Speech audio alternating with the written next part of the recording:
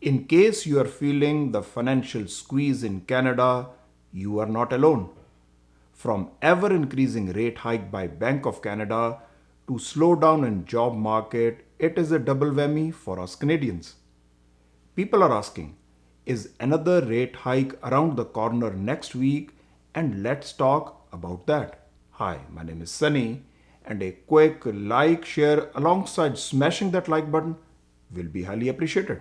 In a latest economic report before next week's rate decision, contraction in Q2 GDP numbers came as a surprise to many. Some experts believe that it is unlikely we will have another rate hike in September. Even on and off strike on container port in BC is likely to pull down GDP numbers. Collectively, there is a likelihood of increase in inflation now. No doubt, high interest rates are impacting both supply and demand. So I believe keeping rates intact or marginal increase by 0.25% with a wait and watch approach will allow inflation to come down below 2% without much economic damage. According to Stats Canada, in second quarter of the year our real GDP is down and they have even revised down their estimates. Sequential drop in housing investments this quarter is a cause of concern as we see a trend where it is going down quarter for the fifth consecutive time. It seems we are witnessing an economic slowdown where rate hikes is a major contributor. Surely we have not seen the recession yet. Technical for that to happen, you need to have at least two consecutive quarters of economic decline. I believe a recession is coming, but we need to see how deep or shallow it will be. Surely reduction in Q2 GDP came as a surprise even to Bank of Canada. We have seen consistent increase in rates for a while now. If you ask me, times of cheap money and extra liquidity is long gone and will not come back at least for the foreseeable future.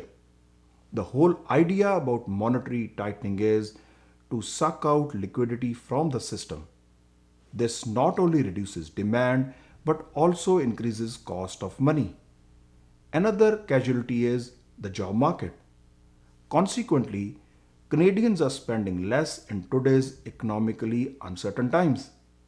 That is why consumers are spending less as we are seeing record high debt levels for Canadians. Whenever there is a slowdown in the economy, retail, auto, and housing are the worst hit.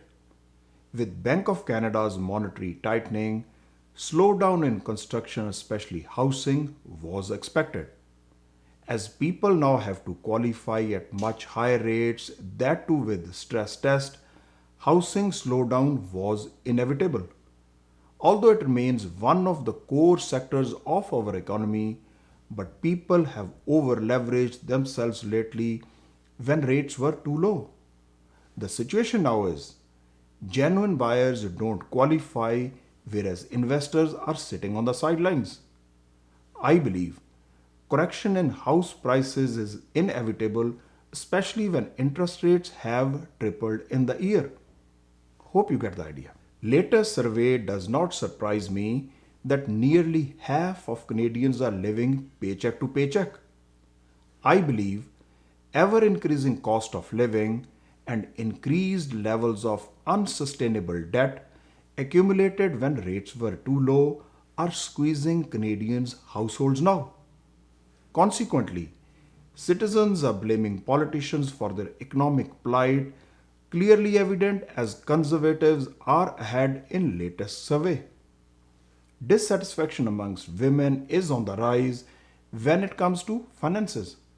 But I believe primarily it's our duty to do due diligence before we take any financial decision that can impact us either today or in the future.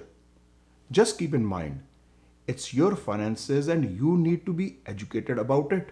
Inflation takes away your purchasing power, at least that is clear to Generation Z now.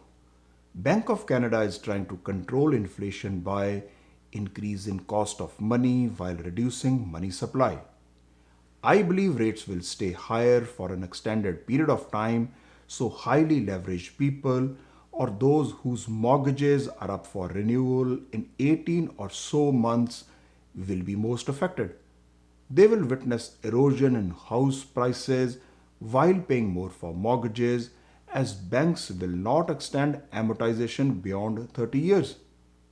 I believe there is no quick fix, as wealth will transfer from speculators to real long term investors who have financial firepower.